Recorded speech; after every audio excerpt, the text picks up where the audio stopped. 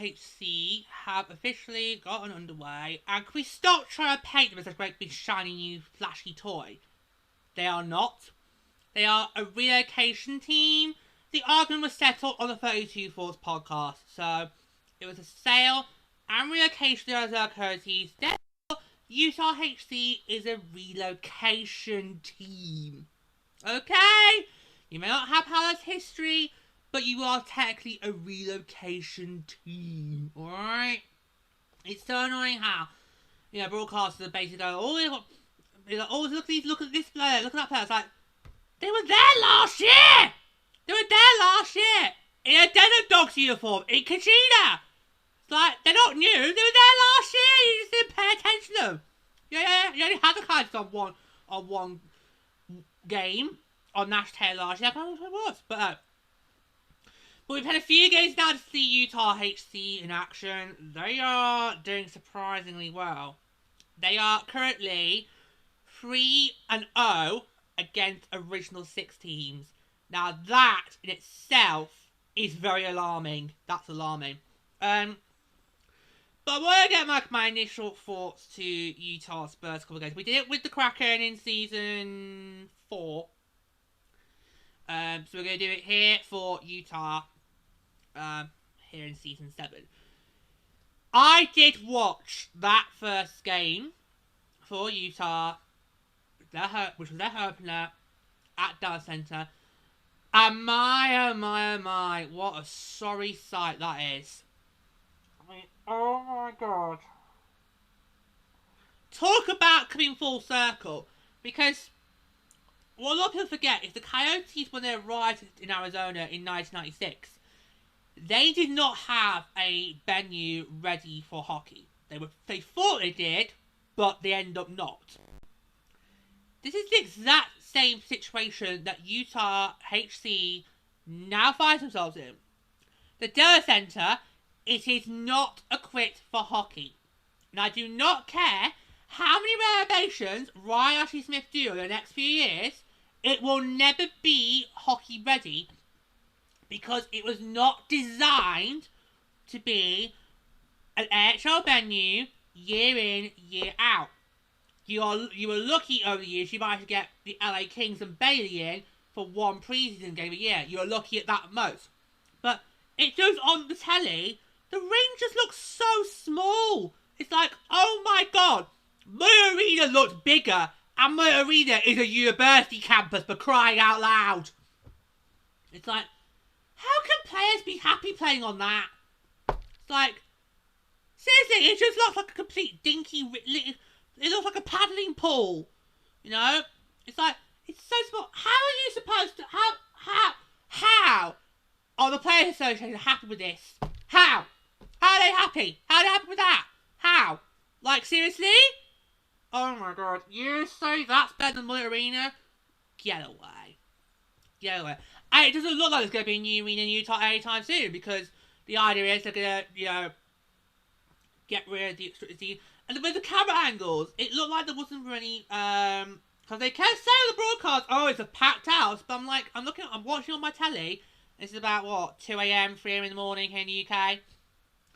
I'm watching it, and like, there looks like an awful lot of empty seats. It doesn't look like a packed house to me. So, those obstructive viewing, they're really mucky at the camera angles because they're not giving us the full picture of what it's like being in data center. I think the only way we can really test the market for Utah is if we actually attend a game in Utah ourselves. No! I'm not saying we should! I'm not saying we will! Oh god, oh no, No! I'm not saying we're gonna! I'm just saying, I think right now, if you want to test truly how well Utah is as a hockey market, you're probably going to have to go to Dallas Center yourself, so... No. If anyone has been at Dallas Center to a Utah HC game, email the show, tell us what it was like. We can maybe read that out on the show. But, no, we're never going to go there, don't worry. No. Making you watch on the telly is punishment enough! Oh, no. Oh, God. Honestly.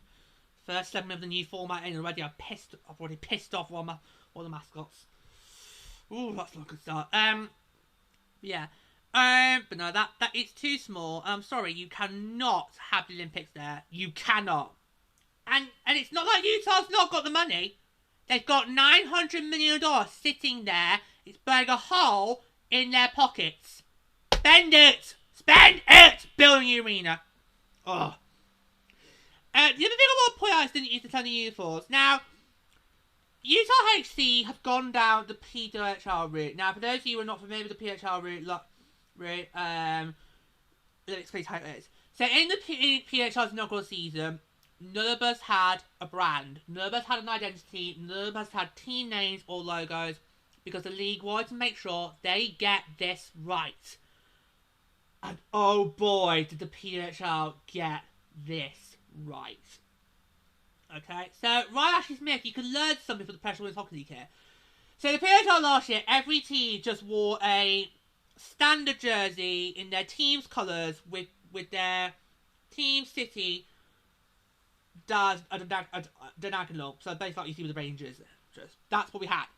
Now, in the PHL it worked because in the PHL each team had their own unique colour scheme to go with it. So it didn't look like a boring jersey.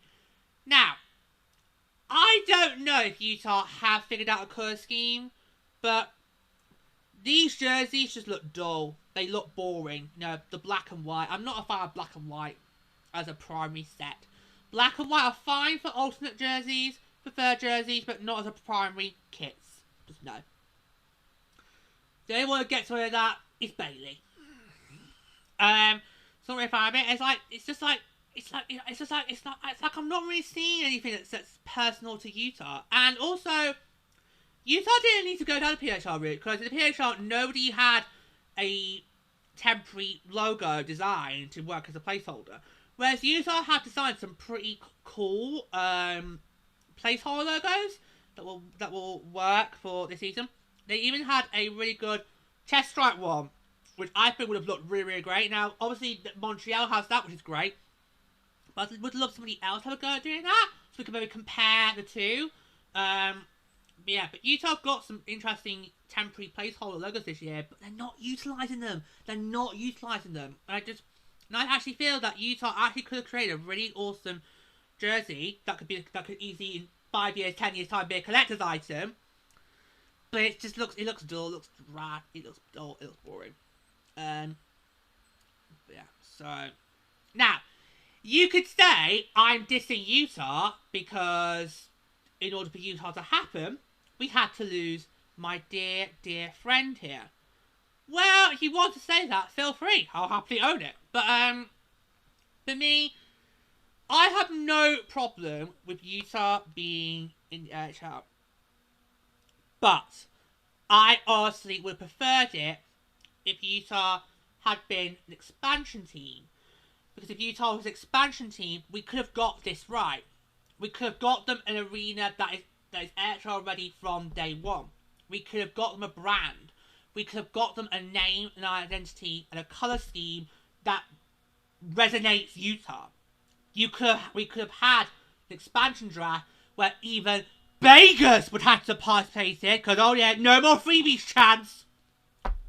We could have an expansion draft where Vegas participates in, which would stock their stock up and have them ready to go from day one. But sadly, no. Instead, Utah had to go down the relocation route, and it's such a messy relocation route, you've ended up with actually what really looks like a great big glorified mess right now. And it just... You can see how rushed all this was to get Utah up and ready for October 8th. You can see how rushed it was. And you only get one opportunity to make a first impression. And this is a brand new market in the NHL. So far, they are blowing it.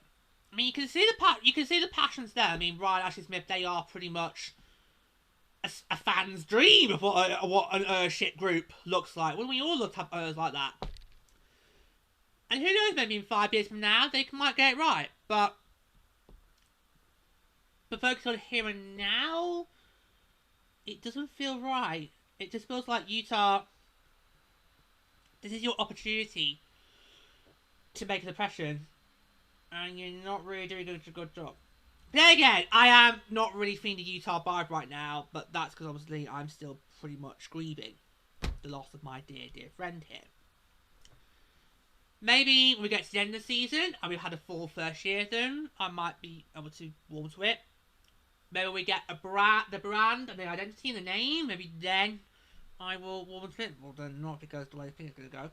But yeah, but I feel like right now with Utah, this is not working. This is just not working. I mean, seriously, I need within the next 5 years, I need to see a plan for a new arena, because you cannot keep the Dell Center as a permanent venue. You cannot, especially with the Olympics coming around. You cannot.